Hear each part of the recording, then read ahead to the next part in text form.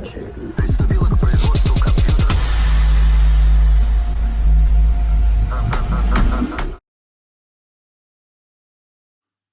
today's video, I speak to Jo Billington. Jo is a mum of 2 autistic children and she is also an autistic doctoral researcher. I speak to her about the issues around autism and what needs to change.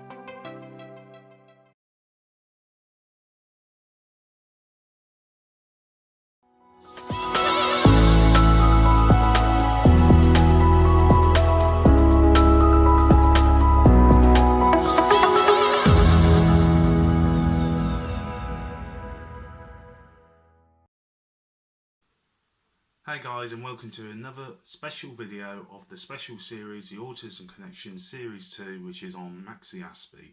And today I have a really special guest. I actually met Jo when I was doing a speech, and then later on met her at Oxford Brookes University where she became a lecturer. You'll hear all about this in this episode, but I just want to say thank you to Jo for sparing her time to come and chat to me today. So Jo, thank you for coming on, and Jo Billington, everyone. Right, so yeah, thank you, Jo, obviously for coming on to the second series now of the Autism Connections. I was really obviously keen to get you on. I know that we met, I think, at one of the times I was doing this speech, and then later on at Brookes. So no, thank you for coming on. Oh, thank you for inviting me. It's a real pleasure, Max. Everything you do is I really enjoy everything you do, so thank you so much. It's a pleasure. No, thank you, honestly. I suppose my first question will be, and this is a question that I'm asking everyone who comes on, which is, what would you say your connection to autism is? I think my first and my most important connection to autism is that I have 2 autistic children. So, it's through my children's autism that I've kind of developed, interest in other aspects as well. So it's because of them that I became an autism researcher, and it's because of my experience of parenting them that I then have moved into supporting parents and teachers to create supportive autism-friendly environments so that their children can thrive. So yeah, it all comes from them, and it continues to. They are my primary teachers really about autism. As much as I conduct my own research, which involves really engaging with the broader research around autism, it's still my children that who teach me the most about what it means to be autistic. So yeah, they're the main reason. They're the beginning and the end of the reason, if that makes sense. I always say, if anyone understands my autism nearly as much as me, it's going to be my mum. And I don't know if I think you'll probably agree, but I really think parents are probably the most unused resource for teachers and educators and doctors and for anyone out there, really.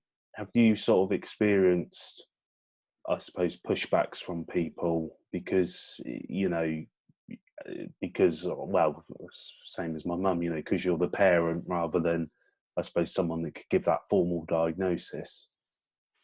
Yeah, absolutely. It's I am often not even referred to by my name. I'm simply just mum. So in reports and things like that, mum said this and mum said that. In meetings, I'm in person, I'm often referred to as mum. I'm not referred to as Jo or Mrs. Billington or whatever. So yeah, it's really interesting, and you talk about pushback. There's lots of assumptions made about me as a parent, I think, and one of them is that I am not an expert. I'm not an expert in my children. I'm not an expert in their needs, and I'm not an expert in autism. And I've got a real problem with the term expert anyway. So I wouldn't claim to be an expert, but to claim that that I don't have any of those skills and experience with my children is just untrue. And actually, it's upsetting and it's insulting, actually. And like you've rightly pointed out, it's a wasted opportunity. Because the things that I know about my children, I know what works and I know what doesn't work, which is often just as important, if not more important, for professionals and teachers to know about. But it's really interesting because a lot of the work that I do, so in terms of my research, in terms of, I also am a mental health trainer for the Charlie Waller Trust. And so I get invited into schools quite a lot to give talks about autism, to support people in their practice, in the care of autistic children and young people. But then, so one day I might be doing so on Friday, for example, I delivered a talk to 800 teachers. Where in my own world, my own personal world, I've been referred to my own courses many times by my local authority. Wow. Gosh. They've kind of said, "Oh, we've heard there's this parenting course happening, and we think you should go on it." You're like, Yeah. that's me. Yeah, I'm already signed up for that one. I'm delivering it. And that's happened a number of times. In my time as a parent, that I've been referred to my own courses. So yeah, it's almost as if the expertise of parents of autistic children is absolutely astonishing. I myself have gone and had some legal training. I signed up for a 6-month legal training course so that I could, advocate for my children in terms of SEN legislation and things like that. And there's so many other parents that I've come across over the years who've, trained as speech language therapists or occupational therapists or do all kinds of, specialist training and so on to support their children. And I think it's a real shame that that expertise isn't necessarily kind of harnessed, because I've not yet met a parent who isn't absolutely committed to working in partnership to so that their child can really thrive. And yeah, I'd love to be able to see more of a kind of equal partnership between families and allied professionals, definitely. I bet that is really awkward when they sort of go, "Oh, we think you should go on this course." And you're like, "Yeah, have you read who's delivering it?" And then they sort of just look at the paperwork and they're like, "Oh, okay." But I think that's the issue. It's because there's never really any getting to know you. Mm. I think that's sometimes difficult, and I do kind of understand from certainly from teachers' perspective, it must be very difficult. You have literally, by the time you get to secondary school, literally hundreds and hundreds of parents, if not thousands of parents, that you need to get to know. And so it can be really, really difficult. But then there's other people, who are in other professional capacities who you think that actually if you got to know us and got to know a little bit about us and what we do, then that would be really helpful for all of us. Yeah. Do you think the sort of education and training, teaching for, I suppose, teachers, parents, carers, could be better, and I suppose should be sort of mandatory for teachers and carers who go into that profession? Because I mean, I still know some people that think autism is mental health, and as we know, that autism is slowly separating from that because there's so many people that have been sectioned because of that, when really they're just having a meltdown. um, so do you think that training and that training should be compulsory, really, for people that want to go into the professions? It's really difficult to say, because it kind of depends on what that training is. If, let's say, for example, it was very medical model, that autism is a disorder, with deficits in this, that, and the other, and that would be, I think that would be really, the wrong move. And so I think what's needed is much more of a kind of relationship-based approach. Because as you know yourself, I know it's a cliche, but the saying that if you've met one person with autism, you've met one person with autism. I have two autistic children, and they could not be more different. They are like chalk and cheese. What works for one absolutely will set the other one off. What calms one will make the other one distressed. It's absolutely incredible, the difference between them. And that's just in two people. Mm. So, and I think back to my own experience and the experience of my family. The people who've made the most difference in my children's lives, which then of course makes a difference in all of our family's life, because everything extends out, doesn't it? If you've got happy children, you've got potentially the chance of having happy parents too. The people who've made the most difference have known not the first thing about autism.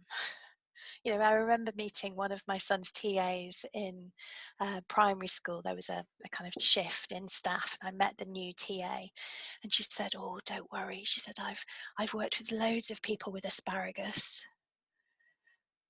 and I was like, "Oh."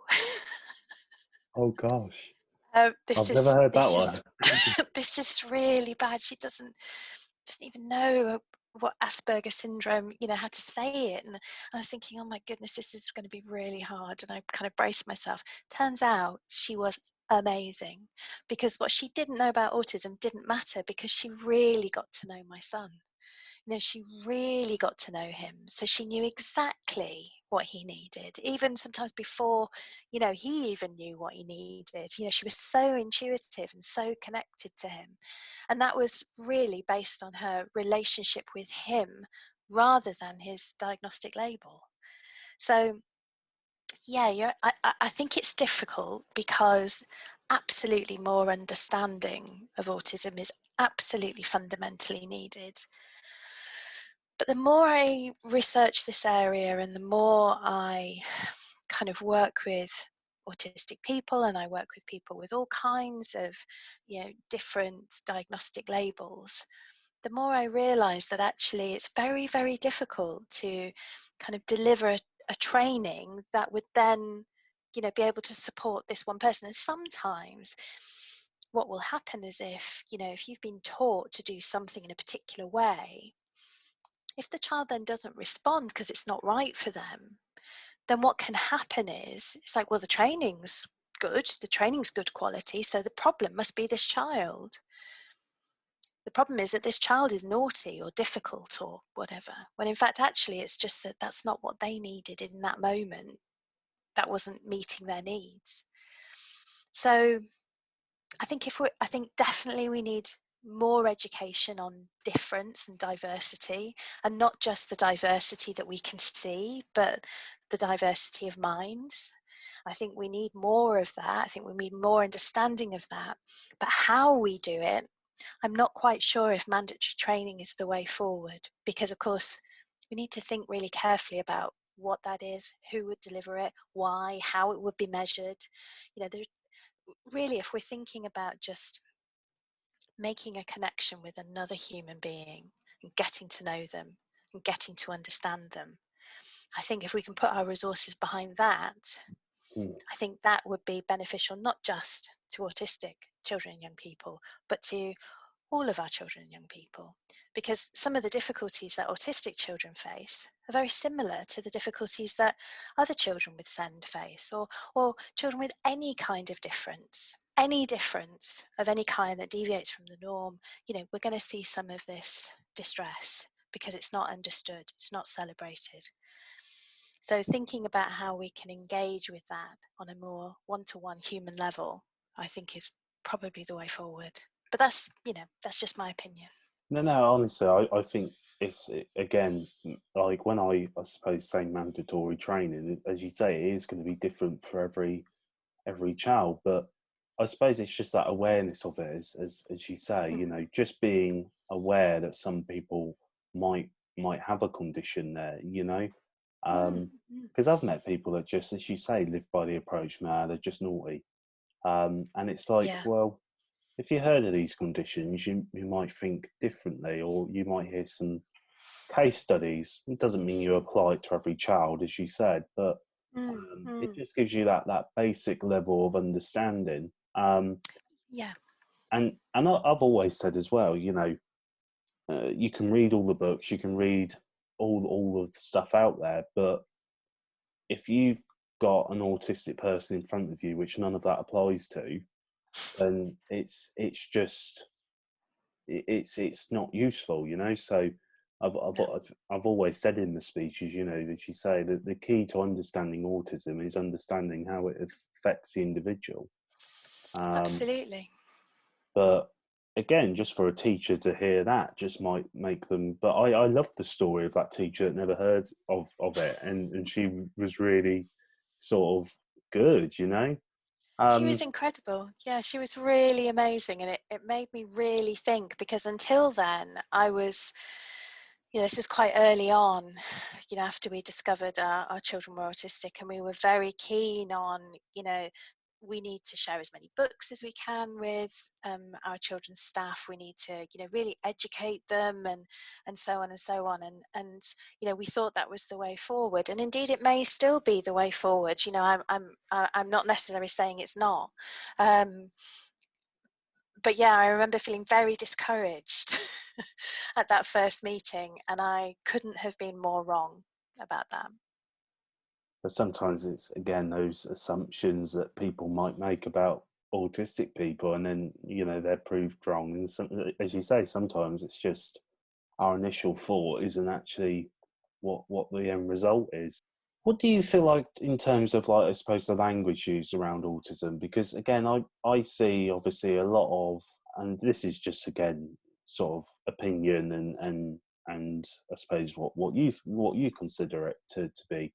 But I always I see autism now moving more into like the condition category rather than disorder. So I've seen more and more lately, you know, ASC instead of ASD. And I just thought of that, and I just wondered what sort of what your thoughts were on that. Yeah, I think it's a really important point, and I think language is so important. In fact, I think we don't give enough attention to how important our language is. We construct our identity through the language that's used around us. So thinking about that, it is a really important part of our responsibility to children and young people. I absolutely fundamentally do not agree with the deficit model of autism. I do consider autism, the work that I do and the position that I'm in is firmly based in the neurodiversity paradigm. So essentially seeing autism as a part of human diversity. However, having said that, I don't want to minimize some of the very significant challenges that autistic people can face. So for me, I would say that, I'll use the words of one of my students. So one of my students once told me, she said, I have a disability, but I'm not necessarily disabled. And I thought that was really interesting because, and I see this with my children as well, when they have the right support, when they have the right environment, they really flourish. But when the support's not there and the environment isn't set up for them, then the struggles they have can be all-consuming. So I think it's really important to recognize that although I don't believe that deficit and disorder are an inherent part of autism, I still think that it's important to focus on the fact that for many autistic people, the adaptations that they need are not necessarily always in place, and that can lead to a significant amount of distress and a significant amount of difficulty in life, more so than perhaps someone who isn't autistic. So it's kind of getting that balance right. But absolutely, I refer to autism spectrum conditions. I refer to communication differences, not communication impairment or deficits. I just don't use that language because I'm very mindful of the responsibility I have in the writing and the research that I do, and in the work I do with families and teachers, to not perpetuate the medical model of autism, which I think is dated, and I think it's actually not necessarily helpful for autistic people, despite the fact that, yeah, for many, having a kind of clinical diagnosis of autism is a really, really important part of their identity. So again, not wanting to minimize that and the importance of that for many autistic people. I agree. I mean, disorder, deficit, it always sounds like there's almost something. I've always felt like this, but it almost sounds like something's wrong with you. And it's like, well, there's nothing wrong with me. I've got a condition which makes my brain think differently to how your brain works or how other people's brain works. And it just happens to be called autism, and that's how I think of it. And I've just always, especially over the years of doing my speaking, it's more and more of a thing that I've actually gone, actually, yeah, no, disorder makes it sound like you're not right. And it's like, well, so I just wanted to sort of see what you thought on that. Yeah, it's an important question. It's an important topic. What made you want to research autism? That's a really interesting question, actually. I kind of ended up being an autism researcher kind of by accident.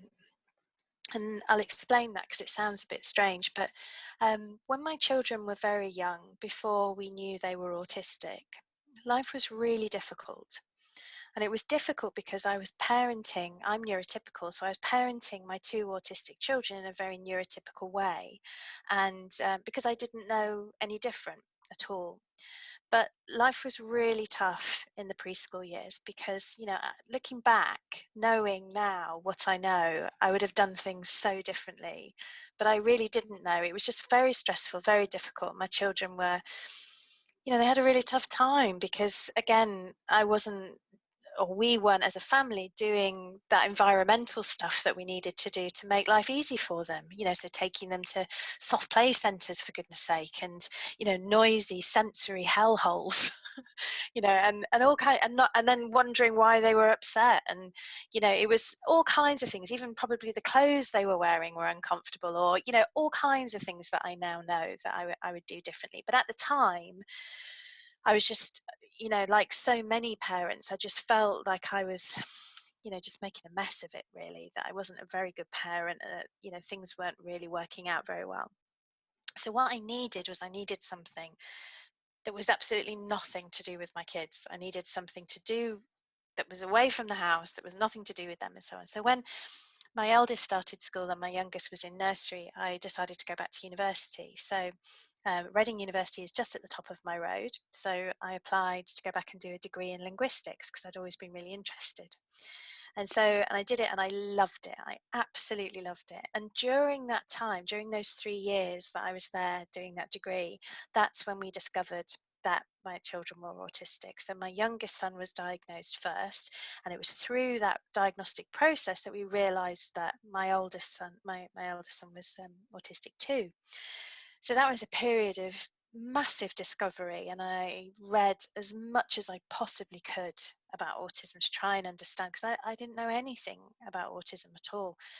I often try and think back then to think about how much knowledge I had, and I don't even know if I knew what autism was, or I don't even think I'd knowingly met an autistic person. Obviously I had, but I don't think I'd knowingly met an autistic person. So it was such a journey of discovery. So through the degree, I was having conversations towards the end with my supervisors about my dissertation supervisor about what I was going to do afterwards. And she said, what have you got any plans? I was like, oh, I've really loved doing this degree. I've really enjoyed it, and I'd love to carry on. I said, but I don't really know what to do. And she said, well, have you thought about doing a PhD? And of course I hadn't. I'd never thought about it. And she said, well, it's something you should really think about. So I thought about it some more, and I was thinking, well, I can't really do a degree in linguistics, PhD in linguistics, because I'm doing all of this research into autism for my children. I wouldn't be able to have the time, 2 young children learning all about autism and then doing something in a completely unrelated field. So I thought, well, actually, maybe I could do a PhD in autism, because then I could be learning and, researching at the same time.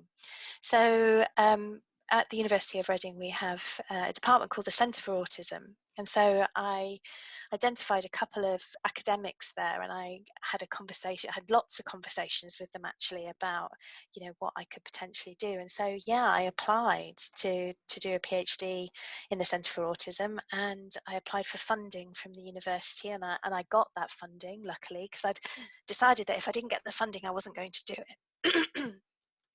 And I got the funding, and that was it. And I just, it was just this happy accident, I suppose, that, from that one conversation with my dissertation supervisor about, have you thought about doing a PhD?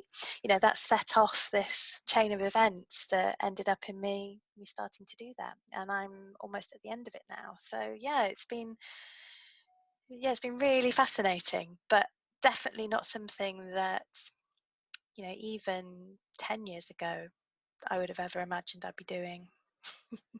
And how long's the sort of course took you to complete as well? Well, nearly complete. Yeah, so it's part-time. You get a maximum of 7 years. Okay. And I started in 2015, and I took some time out because, as you know, I took a year out to go and take up a lectureship post at Oxford Brookes in the School of Education, which was, real education for me. Really enjoyed supporting the students there. Really fantastic experience. But that took a year out of my PhD, so I was able to pause it for that year so I could go and do that. And then, of course, the pandemic has hit quite hard, so I've had another pause. So hopefully next summer it'll all be over. I'll have submitted, and I'll be finished. Wow, that's amazing. That is so amazing, and it's such a nice story as well. Like how you sort of got into it. How did you find the diagnosis stage for the children as well? I do think about that a lot because it was really difficult the first time. So with my youngest son, who's diagnosed first, it was quite shocking actually. So we'd noticed differences in him from the off, really. From day one, we noticed how different he was to our eldest son. And he never slept. In fact, he didn't sleep for more than 2 hours until he was 7, when he was diagnosed some synthetic melatonin. But he just never slept, and I could never seem to satisfy him. He was always unhappy about whatever the situation was. And obviously now I realize, he's incredibly sensory, incredibly, even now. So not knowing that when he was tiny was obviously a huge factor in his distress. So we first started to talk to his Senko at his nursery, and they'd done some observations, and they noticed nothing different. And so I was thinking, oh, maybe it's just me. Maybe kind of feeding into that whole, maybe I'm just a terrible mother. Maybe I'm no good at this. Maybe I'm not cut out for this. Maybe I'm, all of these kind of negative voices that I now know many parents feel those things. And, I remember going to our GP when I think he was about 3 years old and saying, I'm really struggling, and I think there's something different about my child, and I know that I'm not quite hitting the spot in terms of supporting him so that he can be happy and content. And so he sent us on a parenting course, a 10-week parenting course. He said, well, I'm not going to refer you for any paediatric assessment, because first of all, we need to work out whether we've got a problem child or whether we've got problem parents. Oh gosh, what a I think if they said that to my mum, I think she'd be crying. Gosh, how did that sort of go Wow, down? it's interesting you should say it, because actually at the time I remember thinking, yeah, that you do need to work that out, because maybe I am a problem parent. Oh, Maybe it is me. Maybe it is my fault. Maybe I'm doing this all wrong. You know, and I think that was the stage that we were at, that we were kind of so lacking in confidence that we knew how to support our own child, that bless you. looking back, I'm outraged. Looking back, I'm really upset about it. But I do remember very clearly at the time going, well, that seems reasonable. But the problem was, is this parenting course, it was between 5 p.m. and 7 p.m. on like a Monday evening, and we had 2 very young children. Mm. So it was so difficult for us to be able to do it and organise childcare. And of course, knowing now what I know about my children's needs and how important routine and familiarity is, that was really hard for them, especially at the end of the day.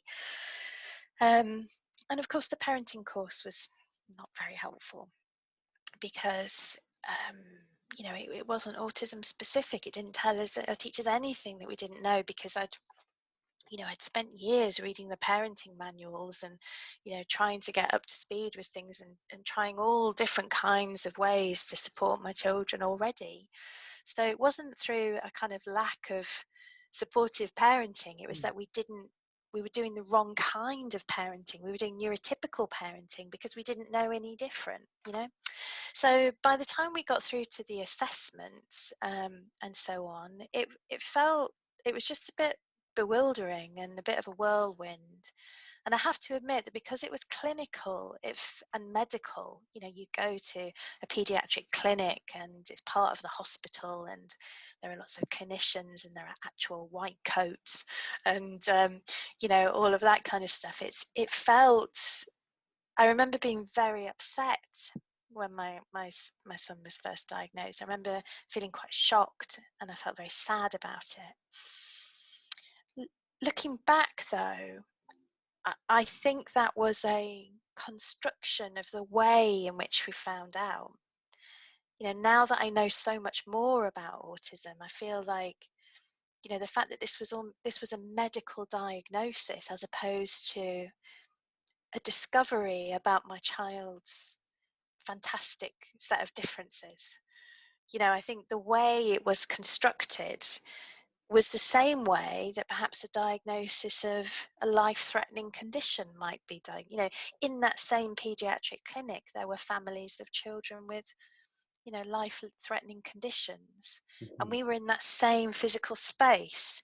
So therefore, it kind of took on the veil of that as well, which I now know is not really how it is. You know, not at all. So, you know, luckily, because I'd done so much reading, and because we were so engaged, and because we tried to find out as much as possible, and because the process of going through the assessment for our youngest son really alerted us to the fact that our oldest son was very likely to be autistic too. By the time it got through to his assessment, the older one's assessment and diagnosis, it was merely just a rubber stamp. You know, it felt completely different, because we were no longer frightened of this. We realized, you know, that it was simply just a name to describe a collection of differences that our children had. And, you know, we were merely just going through the process so that we could get this diagnosis. So we had some paperwork so that potentially we could, you know, try and get some support for our kids at school. Yes, it was very, very different with my second child, and much more positive, and I felt much more in control of that, whereas I think I felt completely like I was in, you know, a kind of whirlwind of not really understanding. And it's interesting because you know, when I hear other parents talk about this, you know, I'm really kind of struck again, because this was my experience too, that all you hear about in that process are all of the things that are wrong with your child. You know, that I remember the pediatrician telling us at Eddie's diagnosis, where he was confirming at that appointment, he said, I wouldn't recommend you have any more children because there is a significant risk that they would also be autistic. You know, it's you know, it's that kind of language. And at the time, we didn't know any different. We were, that was just very frightening. We were like, oh, okay, thank you for telling us. So it's a bit like the GP with the problem parents. It was like, oh, okay, yeah, because we had no idea. So we simply just, we put our trust in the experts to be able to guide us through the process. But of course, there is no guidance, because you receive a diagnosis for your child and a leaflet to maybe a national, a local autism charity, and that's it. I remember asking the pediatrician at that appointment, so when do we see you again? When's our next appointment? It's like, well, there isn't one. That's it. You're on your own. And that was a real shock. That was a real shock, that it was like, well, that was it. So you go through this medical process, but then it ends. It just ends, and you go through this conveyor belt, and it takes years. It takes years. You're in this conveyor belt for years. For us, it was 2 years, and that's very, it's a relatively short period of time. For many families wait much longer than that. But then when you get to the end, you just fall off. There isn't anything else. So it's really interesting. I think you're right, and I think as well it sort of has this sort of full cycle, because even when, like, for instance, an autistic person leaves school, then CAMS stop, and then all of that stops, and it's like, okay, so what do I do now? And it's like, well, here's the world, get on with it. So yeah, it's interesting that it not only happens to parents, but then the very people who have got the condition end up going through the same as well. How do you compare the autism awareness back then to now? I mean, it wasn't too long ago, so we're talking about 10 years or so. I mean, it's very difficult to say, because my awareness of autism has really been developed through my own inquiry and through my own children. I mean, it's interesting, isn't it? Because 10 years ago, I knew nothing at all about autism. Like I've already said, I don't think I hadn't knowingly met an autistic person. Whereas now, I would imagine that's different. I think there is greater recognition. I think maybe more people have heard the word autism. But whether or not there's more understanding and acceptance of autism outside the autistic community, I don't know. I really don't know. I worry that maybe I worry that there's still a very long way to go. I think statistically as well, I think it showed that there was a lot more awareness, but still not enough understanding. That's the thing. And when I hear the term awareness, I'm thinking, well, what are you aware of? What does that mean? A lot of the work that I do is about just breaking down all the myths about autism. Some of them are very pervasive, and you might be aware of autism, but what are you aware of? Yeah. What's your understanding? The myths around the fact that you can't be autistic if you can speak well, if you can get up and do talks in front of huge audiences, if you can act, if you can use eye contact, if you've got a sense of humor, if you're female, if you're and so on and so on and so on. All of these myths, they still are really pervasive. So whereas I think that, yes, there's more recognition of autism now, in terms of more people will have heard of the condition and may even know of somebody who is autistic, I don't know if we're there yet in terms of that being a full acceptance of the differences that come along with autism. A lot of the work that I do with families and teachers is still around kind of getting people to think very carefully about the support that's given. And so for example, if you're a teacher and you're providing social skills support for autistic people, what does that actually mean? Are you allowing them to be their true autistic self and really flourish with their autistic ways of being? Or is your social skills program essentially a way of training them to be neurotypical? Because if that's what you're doing, I'm not sure that's very helpful. So, and again, it's like, if an autistic child is being bullied at school, who are you giving the interventions to after that? Often it's the autistic child who's plucked out, taken down the corridor and, given some support and some one-to-one sessions and so on. Whereas the people who were involved in the bullying incident carry on regardless. They just, off they go. So it's, who's getting the intervention, who's getting the support, who's the target, who needs to change, who are you expecting to change?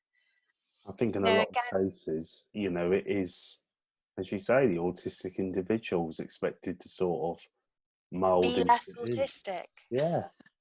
That's the, so my most current piece of research is with autistic young adults who are looking back on their primary school years. And what's coming through is actually from a really early age, the messages, and this goes back to your question about language and the language we use.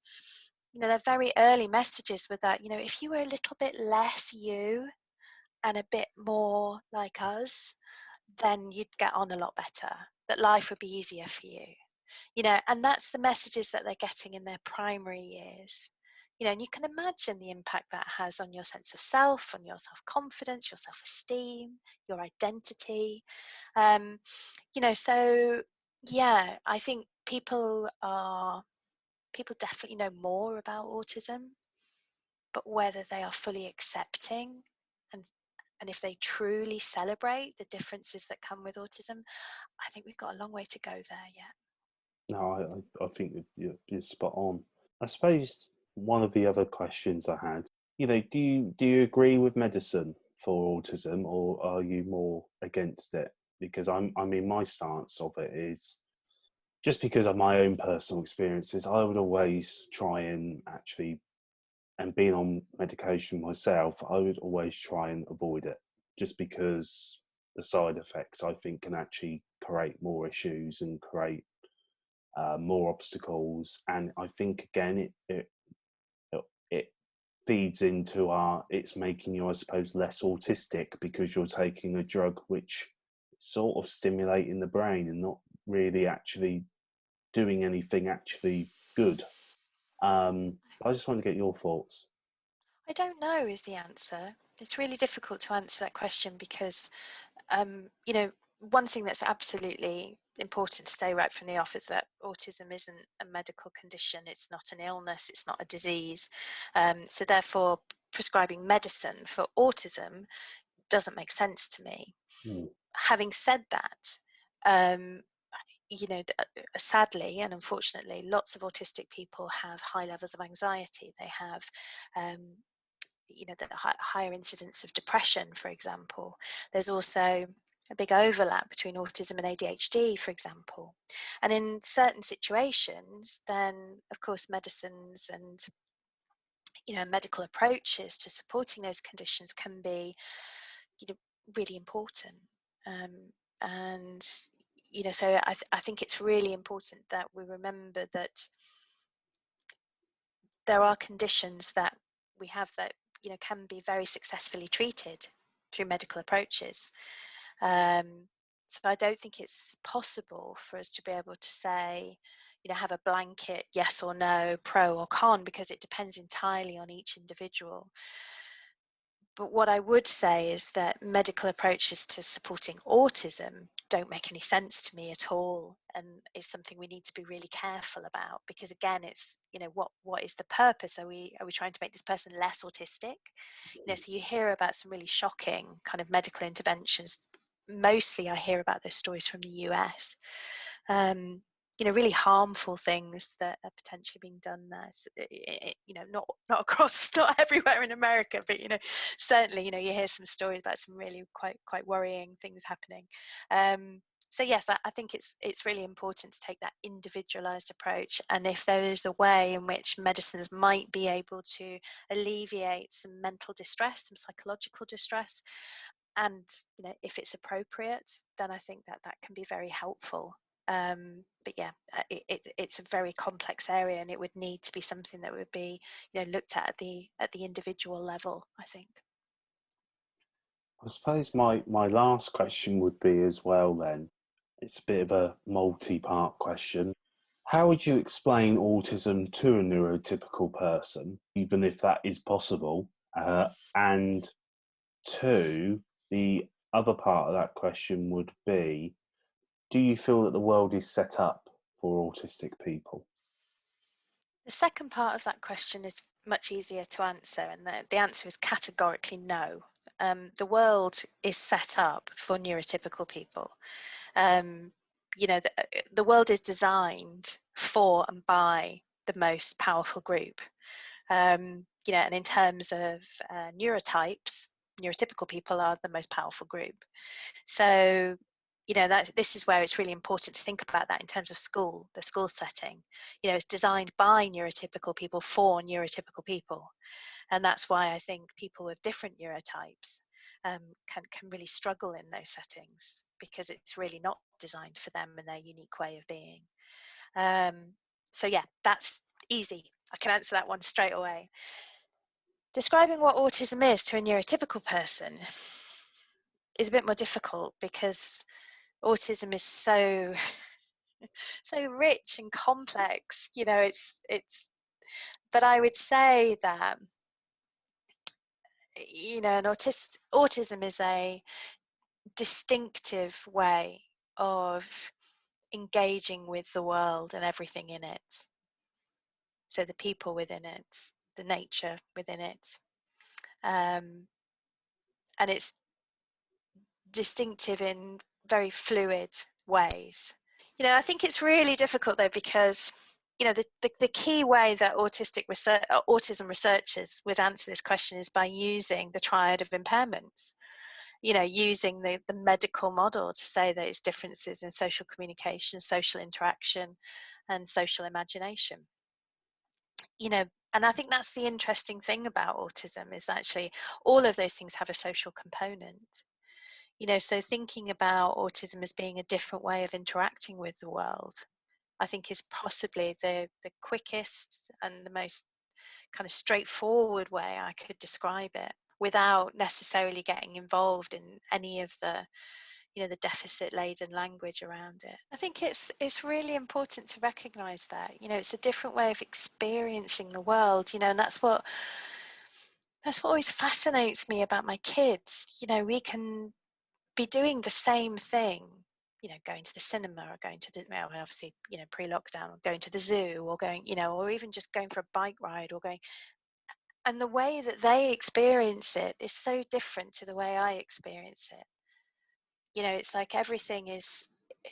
I remember one of the research participants, one of my studies, she said it's like the world that you live in, but the world that I live in is just ever so slightly brighter, ever so slightly louder, ever so slightly richer. And I really liked that description, because it's like everything's turned up to 11. Which can be a wonderful thing, can be a joyful thing, but it can also explain why sometimes it can be overwhelming too. Nah, absolutely. Well, honestly, thank you for coming on and talking. Oh, thank you, Max. It's such a pleasure, and it's lovely to see you again.